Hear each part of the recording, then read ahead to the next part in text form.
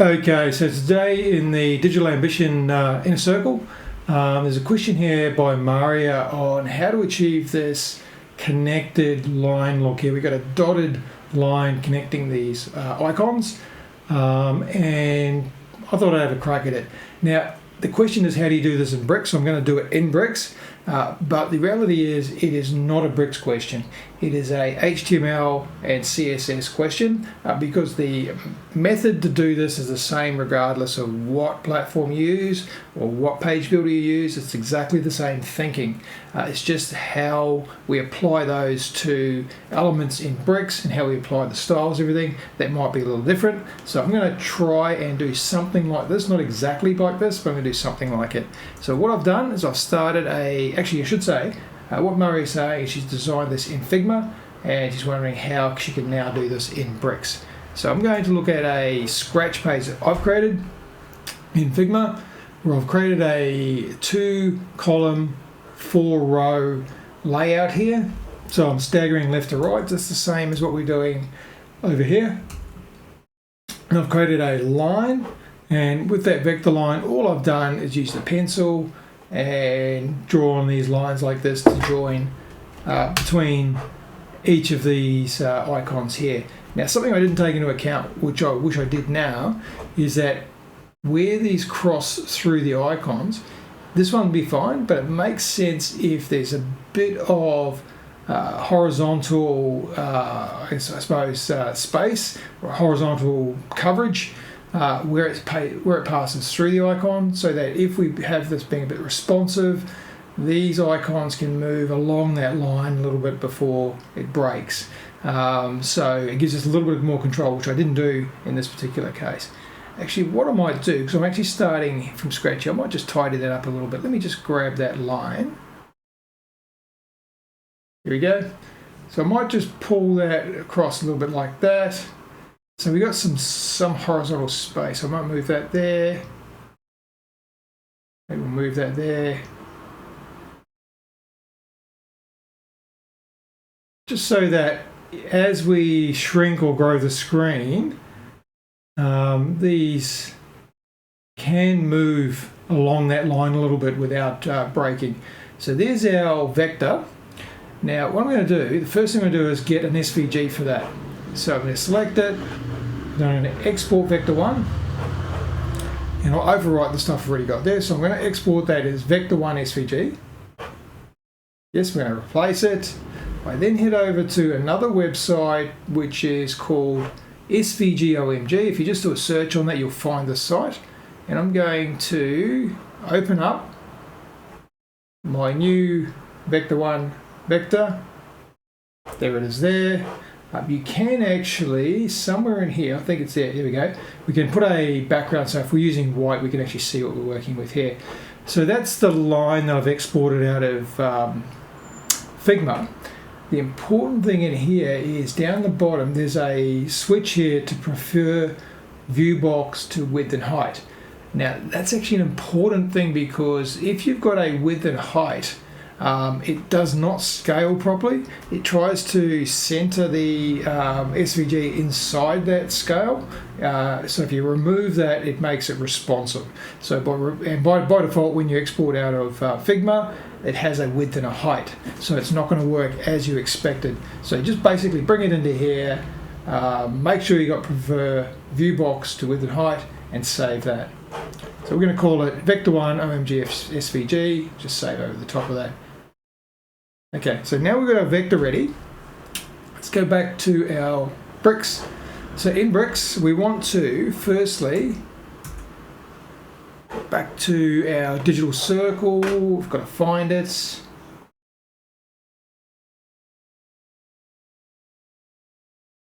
Here we go. So the first thing we want to do is create a layout as a hero, where we've got a heading and some text on the left-hand side, and on the right-hand side we've got a box with our connected icons. So that to me is just a 2-column grid. So let's go back to our bricks. We're going to start here by adding a section, and in that section I'm going to give it a BEM name. I always name the elements after the class I'm going to give them, so it's easier to find. I always put a B in front of it for bricks when I'm creating a class in bricks. I'm going to call this hero connected. Hero connected, there we go. Copy that and head over to our classes and put that in there and press the enter key. We've now created a BEM block for hero connected, right? We're then going to call this one here the B hero connected underscore outer grid.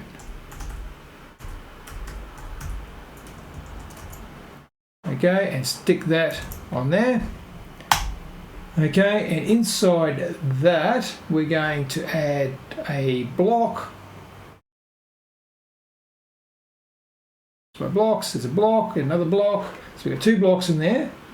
Come back to our hero connected outer grid, and we're going to make that a display of grid with let's say 100 pixels in there. We can always update that later. We're going to make it 2 columns, so do 1 fraction, 1 fraction. Same as doing repeat 2 1FR. So we've got 2 columns here ready to go with a 100 pixel gap in the middle.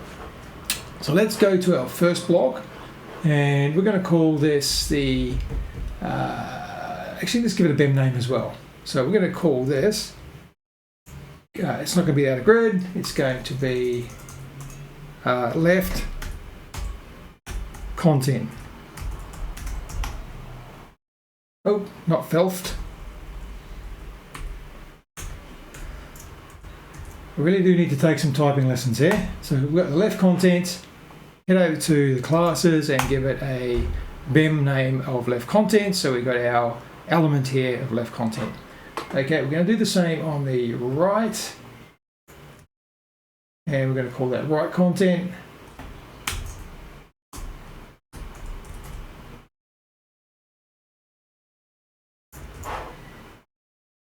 Okay, and for those of you who don't use these BEM class naming, you should, because it makes it really, really easy. If you use this in multiple places, if you have the same sort of hero on multiple pages and you decide you want it to work differently, you just need to change the class. You don't need to go to every single page to change it, you just change the class related to that element. Okay, so that's a good way of thinking. Now, on the left-hand side, so the left content, we're going to set a row gap. Let's make it, say, just 20 pixels. Again, you can use variable CSS. I'm just doing this on the run. And what we're going to do is add a heading. And we're going to call that hero. Oops. Connected heading. Okay, and then we're going to add a text box. So let's just add a rich text, and in that we're going to call that lead,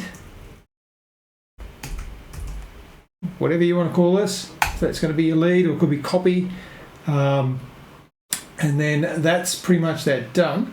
Actually, I will go to the left content because I've noticed in the example here, it's aligned vertically into the center. So I'm going to go to that hero content left. I'm going to make sure we select our class so it's highlighted in orange. And we're going to tell it we want to align the main axis to the middle. All right, and what that's going to do is when we add stuff into here, we're going to end up with this growing and centering. All right, so on the right, what are we going to do here? We need a block inside of that. So we're going to add another block inside there, and we're going to call that block our connected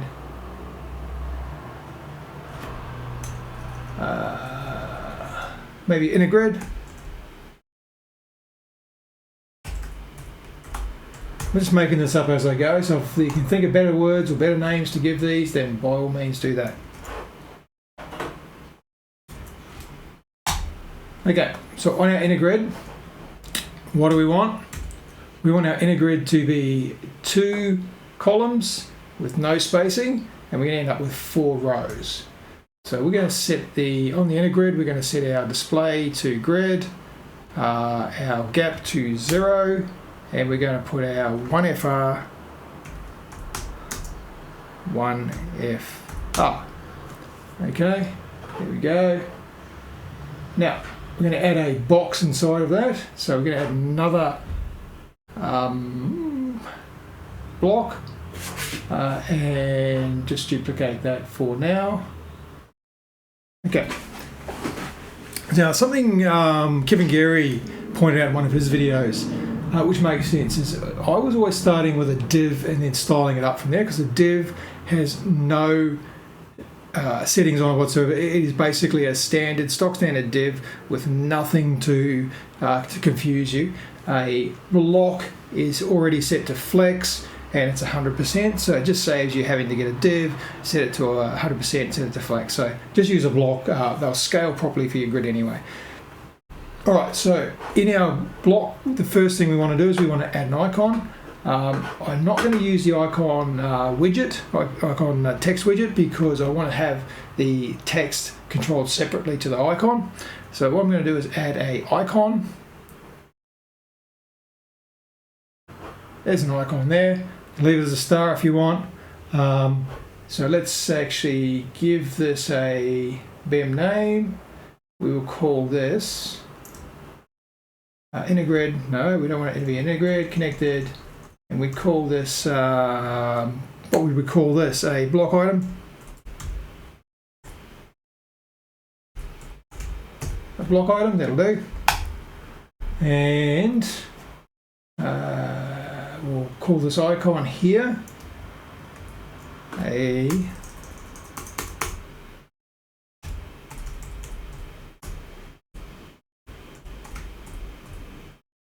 block item icon.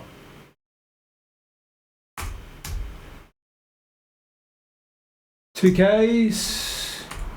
Well, I think my next challenge this year is to learn to touch type. Okay. So we're going to go to there and copy that and put that class name on there. Same with the hero connected here. Okay. So now we've got all our BEM classes all ready to go. So on the icon, let's have a look at the icon, and we decide with our icon, with our class selected, we want to change the color of that to be this yellow, or maybe this mustard. We got the yellow, nice and brown. So we've got an icon there, and maybe we want the size of that to be a bit different, so we might set the size to say 40 pixels. Maybe that's too small, we'll set it to 50 pixels. Whatever you want. Okay, so the next thing we need to add under there is we need to add a, well, let's make it a basic text. I think let's have a look at what we've got over here. They look like a basic text. Let's put a basic text there. You can always change that later.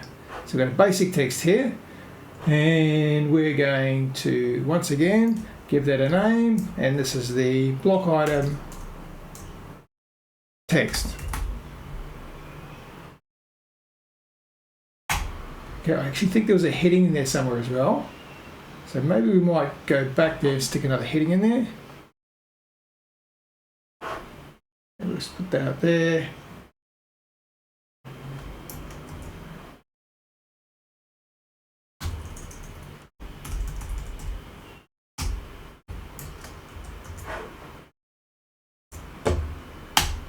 Okay, so now we've got a block item with a heading. Let's move that heading down to under the icon, and let's make that, it's already in H3. Now we can start styling these up. So the first thing I'm going to do is grab the heading, the icon, sorry, we already styled that. Grab the heading, and let's set the font size. So we're going to make sure our class is selected, go to the style, and in our typography, let's set the color of that to be this mustard, and we're going to set the font size to 1.5 rem. No, that's too small, maybe 2 rem. 2 rem. 2.5 REM, there we go. So 2.5, that actually might be a bit big for some of the headings, so maybe 2.2. And then we go to our text. Why isn't that selected?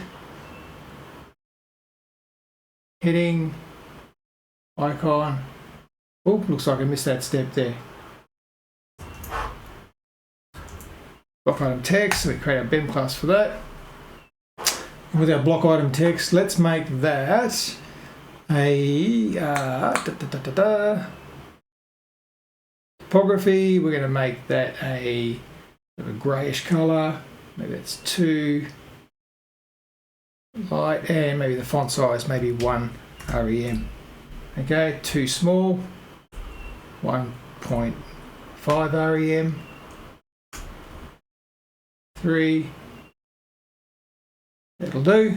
Now I'm going to show you a problem with this later. We're going to come back to this class. I'm going to show you a problem with some wrapping as this happens. We want to clamp this to being only a certain number of lines. I'll come back to that though. So already you can see we've got our first line where we've got an icon and a heading and some text. It's laid out a little bit differently to this, but that doesn't matter. That's a semantic thing. Okay, so with that we're going to then go to that block there, inner grid. We've got an empty block, and then we've got this is just for spacing, this block here. So if we duplicate that, we end up with a block down here. If we duplicate this, we end up with a block there, and let's drag that below this other block. No, we want to drag it to the bottom there. Okay, no, it's still not right.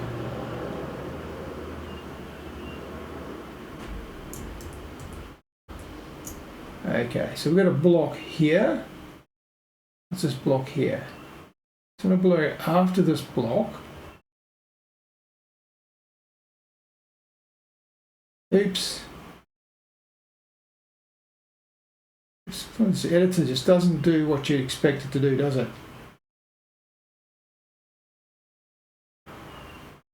That is a bit weird.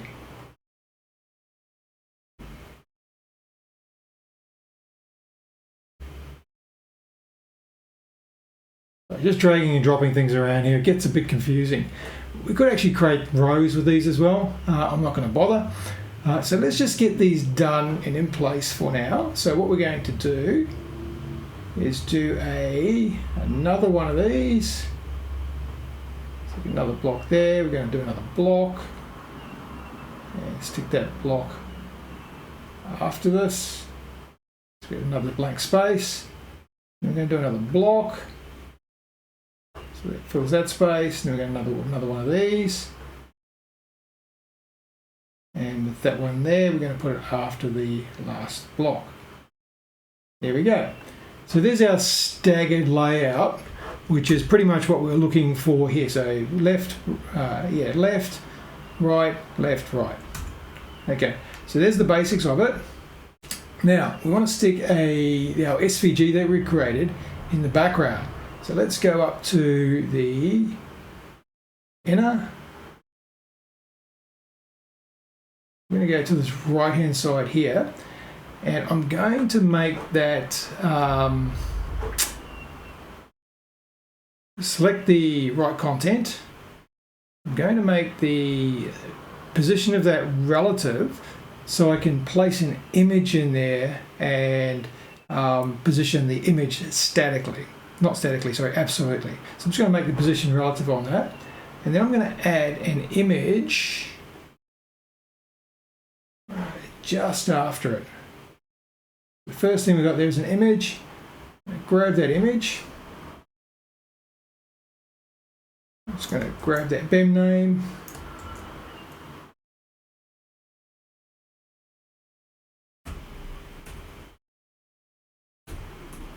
Connector, maybe call this SVG. SVG connector. Again, if this is going to be different on different heroes, then you might not give it a BEM name, you might just put it on the ID. So I'm just going to put everything onto BEM names here just so it makes sense for me for the moment. And with that SVG connector, I'm going to grab my newly created, I'm not going to grab these ones, I'll grab the new one I just created, which is under my downloads, asset OMG, chuck that in there, insert that. There's my image there. So now I need to go to my style and position that absolutely. And we want to put a little bit of padding on this. Actually, let's first, before we do that, let's set the top to 0 and the left to 0.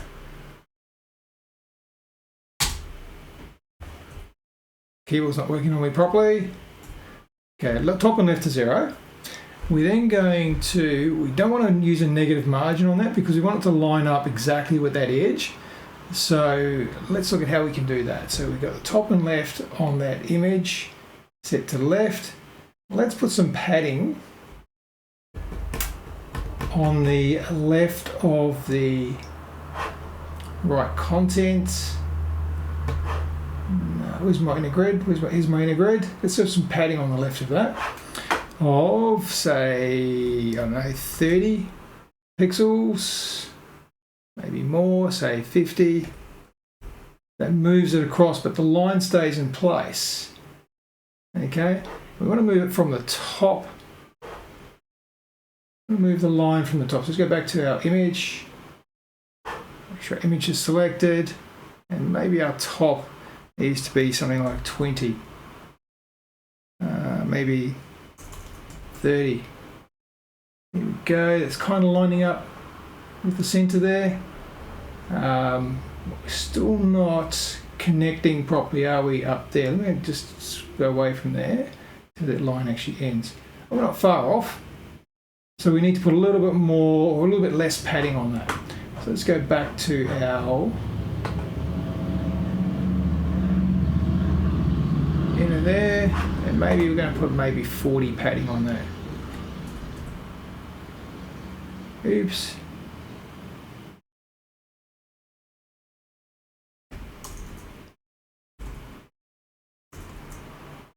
Should I move it across further? Sorry, we're going to move it across to, say, 60. There we go. Now that's more lined up with the top icon there. Okay, so the next thing we want to do is we want to start lining up these icons here. So I would suggest maybe because we're going to fix all these, maybe we should add some padding to the bottom of these connectors here. Where are we? Connect the SVG, inner, here's a B hero. So let's try that. Now I'm going to pick that one there, make sure I've got my block item selected, and add some padding to the bottom of, say, 30 pixels.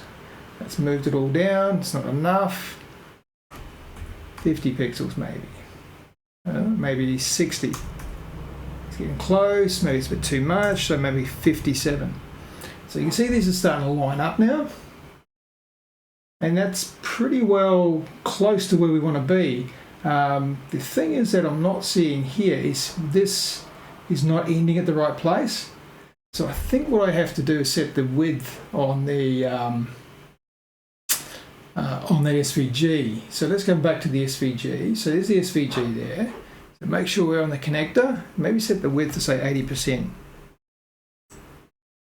Go. What's going on here? Height to 100%. Ooh, this isn't scaling properly.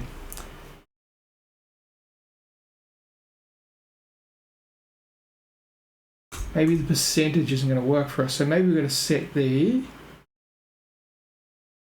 width to... Actually, that does work. I think what we now have to do is reduce some of the padding underneath here.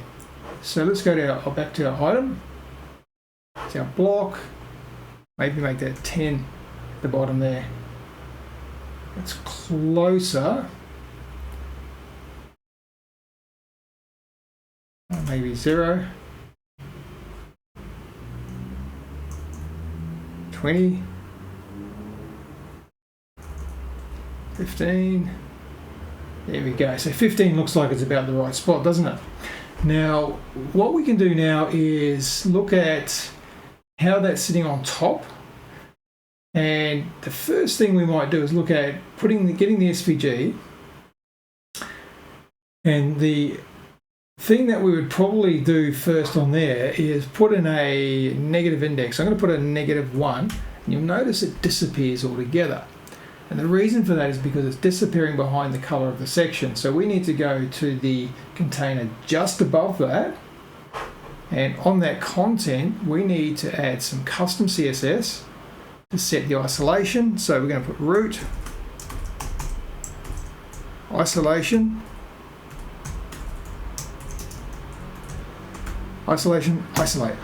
And what that does, it creates a new Z-index stacking order from that point. So -1 of a Z-index on that is relevant to this, not to the parents. Okay, so that's how you basically do that.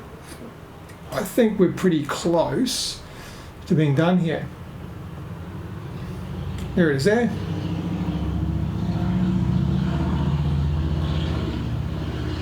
So look here. Now we can see that. Now the dots are actually behind these icons, I think. Yes, they are.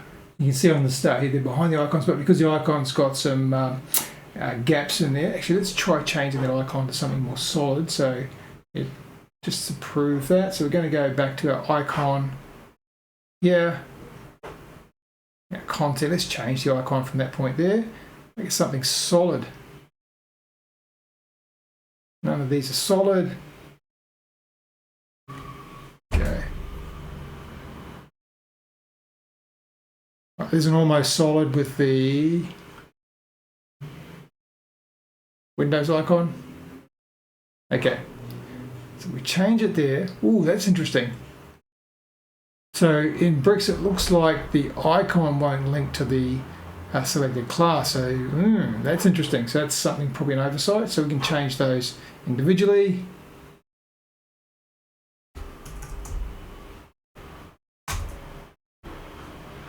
Oh, might as well put some different ones on them.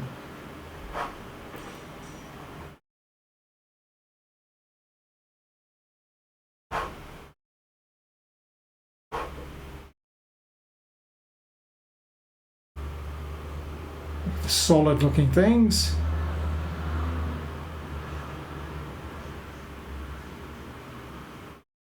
Okay, we'll do that. So just as a point too, when you're using icons, try and use icons from the same pack that throughout the page, because every time you pick a different pack here, it's got to load all the SVGs and fonts and all that sort of stuff for that. So that's not a brilliant idea. So let's just save that. And that's what we look like now. So we've got our line, which is lining up, going through all of these. Now, we do have a problem here, which I'm going to talk about. So if I look at my responsive settings on this, as we sort of move into there, what happens? That's okay. As we wrap our text, things change. All right, so our line changes because we're wrapping text and all that sort of stuff. So one thing we could possibly do with that is on this class here, so on the block item text, we can clamp the lines on it. Now there's a CSS, I found it somewhere. Yeah, I'm just going to find the actual. There we go.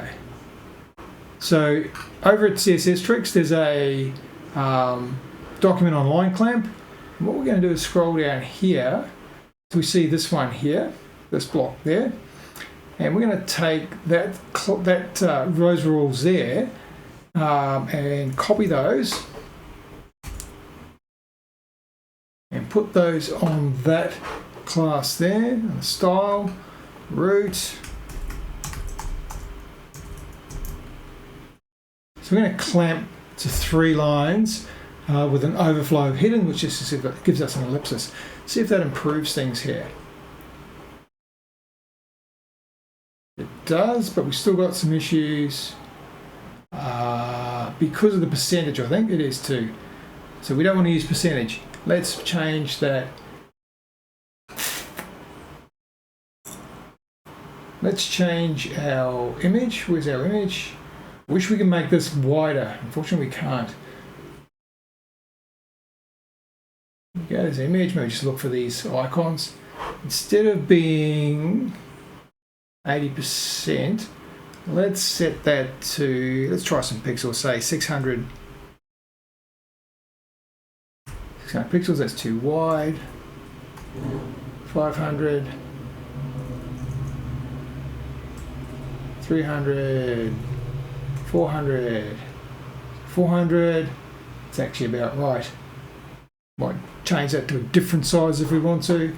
So let's just try that. Okay. Now see what happens here. There we go. So it's only wrapping when our heading wraps, okay? So we need to tell the heading. Let's grab a heading. So we've made sure we've got our class, our mouse is playing up, class selected up here.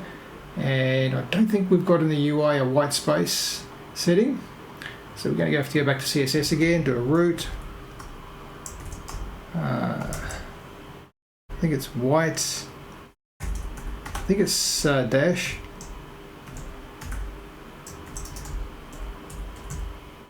White space, no wrap. Try that. As soon as my mouse works. Okay. There we go. So we got no wrap on the headings. We've got the lines being clamped. So once it tries to wrap over 3 lines, it clamps. We've got a little bit of movement along the horizontal as these scale in and scale out, which is a bit of an issue down the bottom here. We could probably do some tidy up on that. But overall, it's actually not too bad. We probably then would get to a breakpoint. I would say at this 991, I think it is. Let's have a look here. What's our mobile? 991. We probably want this to behave differently, and then we're going to have to change the way this works with that line. So I'm going to very quickly show you this. I did say I'm only going to do the desktop, and pretty much that is the desktop done. Okay, you can style this up however you like, but this side here is pretty much done. Now, let's have a look at what happens when we get to a 990 breakpoint. We want this to behave differently. So I would suggest what we do is change quite a few things here. So we're going to change the grid. So this right column, this is it the grid there? No.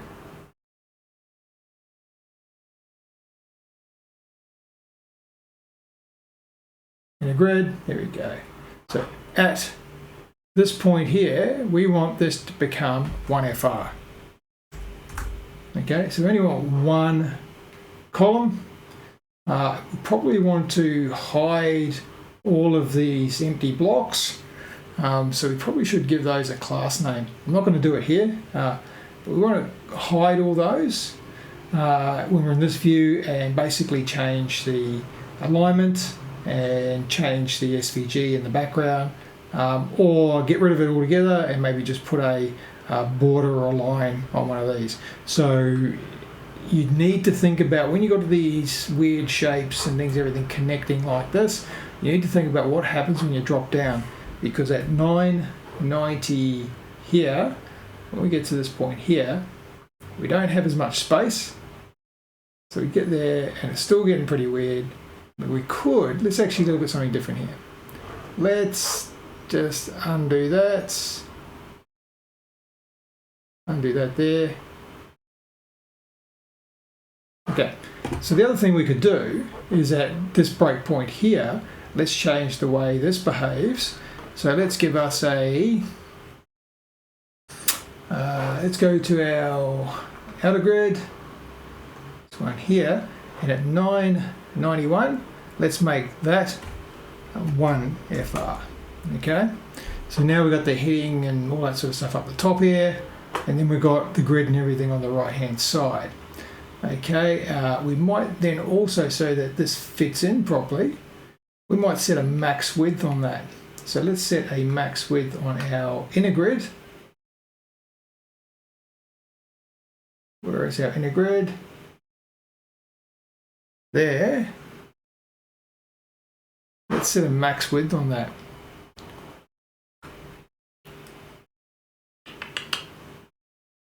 Max width of, say, 500. Here we go. Maybe 600. Still, no, it's like 550. Yeah, that still works for us, doesn't it? So what we're going to do is tell it to collapse at the 990 and keep that there. Not sure why I've got this extra spacing here. Oh, because we've got the 100 pixel. So let's go back to our outer grid. We want to reduce that 100 pixel gap down to, say, 20. Okay, so now it's got a 20 gap between your heading, your lead, and then this here. See what that looks like. Alright, so here we are at our normal size, responsive, mobile, get down to the size, and it still works. Okay, so it's gone to a single column, and our grid still works. And then we get down to here, we're not going to get lower than that anyway. So that's probably a reasonable compromise. If you don't want to change the way this lays out at the smaller sizes, just have it drop to one column. So anyway, that is a quick, well, relatively quick work through as to how you can do this, or one way you can do this. There's plenty of other options, but this seems like a reasonable option for me. So I hope you like this sort of thing, and if you do, remember to hit the subscribe, hit the like, and let other people know. Thank you.